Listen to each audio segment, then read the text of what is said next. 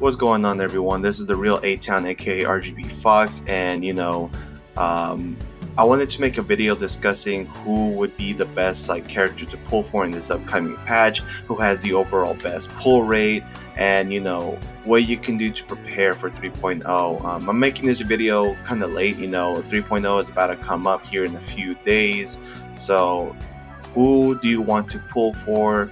I'm going to be discussing the characters that are coming up on the banner, with the exception of Tignari. I'm only going to go over him a little bit because I already made a video discussing him previously, so you can check that out in the description below, or wait till the end to see it on my cards. So yeah, let's get to it. Who you pull for will largely depend on what your account needs. If you just started this game, aside from Shenling and the other free units you receive, such as Kaya, you may lack another solid DPS to continue your journey.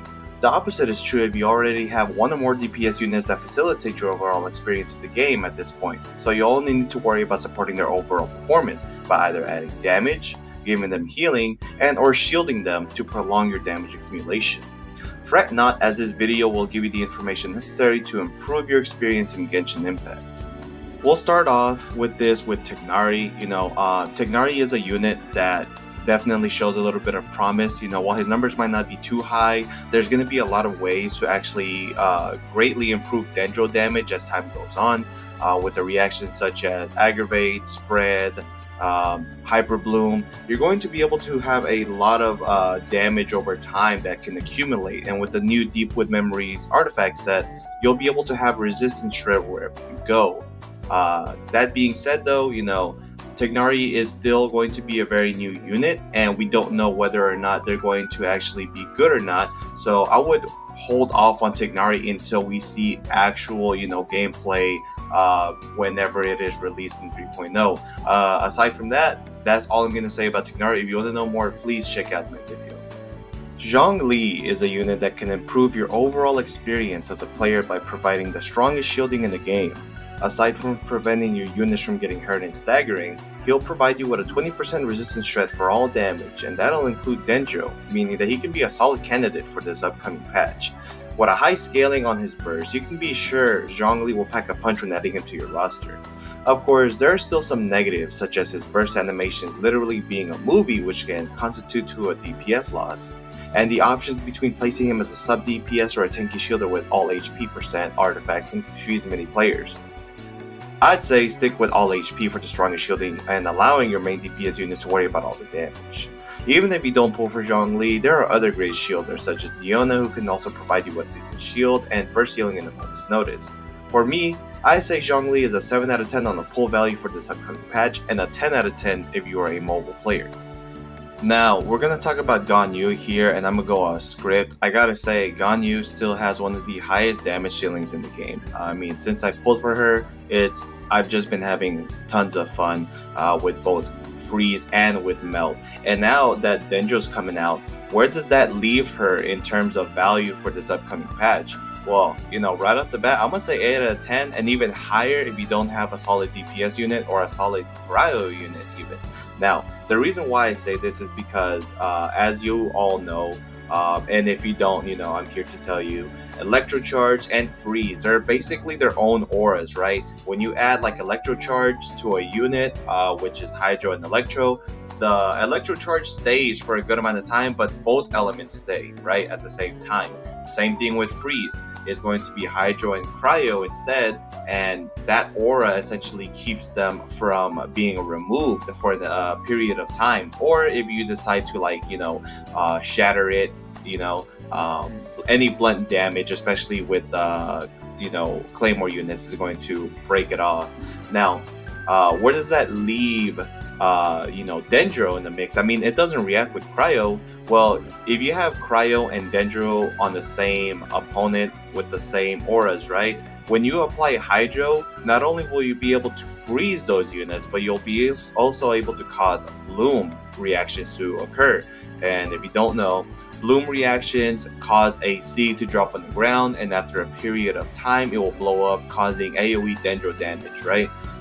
So if you have a frozen unit and you're able to, have this AoE seed bomb that will explode after a few seconds and the opponent cannot move, well, you're getting the whole value of that seed proc, without the enemy moving whatsoever. So I think Ganyu is going to be able to be a great unit to place in those type of teams, especially because her burst lasts for 15 seconds and drops 50 icicles. With a crowd of enemies, you're going to be able to proc a lot of blooms, you're going to be able to proc freeze consistently, and you're going to be allowing that Dendro resonance to last longer. If you want to get a more in-depth example, I will link to Jeff's video down below along with the time that you should be looking for. But with that being said, I think Ganyu is someone that you should pull for if you can and if you need a strong DPS. After all, you see me playing her in the background footage and I have so much fun doing so. Now, I have definitely sung words of disappointment for Kokomi for a while now, and I think it's time for me to stop at this point because, quite frankly, there's going to be no one better than her to apply Hydro to proc Bloom, and so I think her power level skyrockets on top. So I'm not gonna, go through the bullshit. I think she's a 10 out of 10. If you don't have this character in your roster, I feel like you should just get it. She's going to provide you with some good off-field healing, off-field hydro application, where her burst, she can increase that hydro application even longer. She can even do some decent damage overall with the Ocean Hued Clam set especially, and she can buff your teammates pretty well with Tenacity. Although, who's to say that Tenacity is going to be great in the Dendro teams such as Bloom or Hyper Bloom or Virgin? Overall, though, I think that if you think Kokomi was not fulfilling you in a way that you thought she would have before, say less, because she's going to be doing that and more in the upcoming patch.